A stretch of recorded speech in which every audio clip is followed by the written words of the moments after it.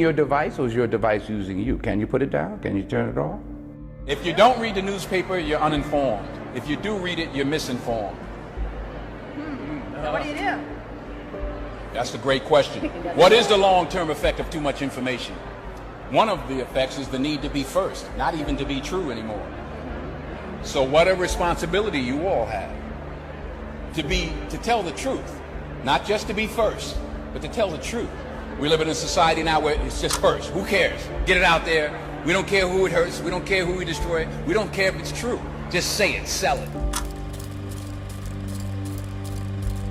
My biggest concern is the unfettered access to social media and cell phones, quite frankly, because there's a biology to these things that are as addictive as alcohol, nicotine, and gambling.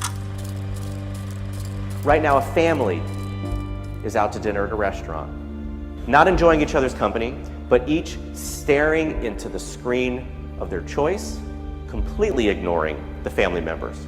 And this is mom, dad, and the children all doing the same thing while they continue to eat. They did it the entire meal.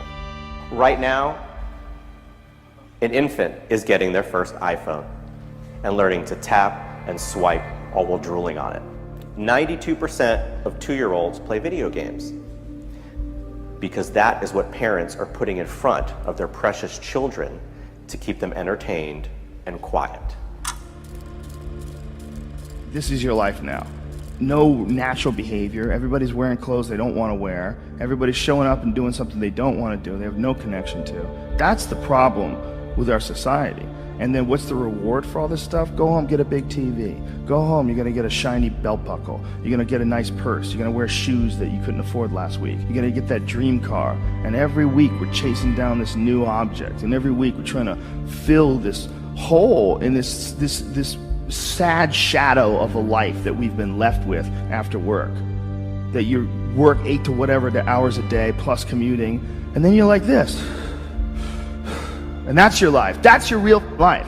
All that other stuff is not your life anymore. All that other stuff is work. And most of us have committed to that. I know you've been there before, and I've been there before. And we understand that it's a trap because we got out of it. But for the people that are in it, a lot of times they don't even understand it's a trap. They just think it's a good job. They think they got dental. I'm doing really good. I got my own parking spot, it's got my name on it. And you're just a piece of a heartless, shitty machine that makes money. All these kids that are graduating college with these $80,000 degrees that can't even work at Starbucks. All the people who put their money in the stock market and bought all this real estate, 2008, it all went away. Don't let anybody fool you into believing that there's a guarantee, that there's a safe way.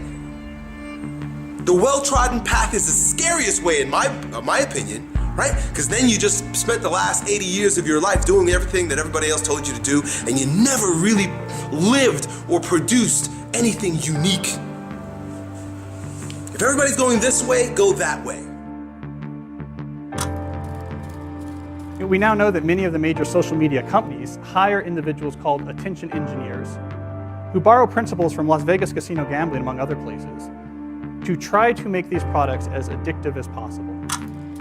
In South Korea, internet addiction is classified along with alcohol, cigarettes, and gambling as an addiction. You know, it's about balance. It's not that they're inherently bad, and it's not that texting or social media is inherently bad, but it's when it gets out of balance. If somebody carries their phone wherever they go, like they physically feel anxiety if they put it down. When they're with their friends and have to have it up the entire time looking at the phone while they're with their friends. You know, when they wake up in the morning and check their phone before they say good morning to the person sleeping next to them.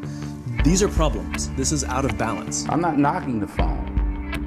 What I'm saying is we have to understand, we have to at least ask ourselves, around the world, you here in England, wherever you are, what is it doing to us?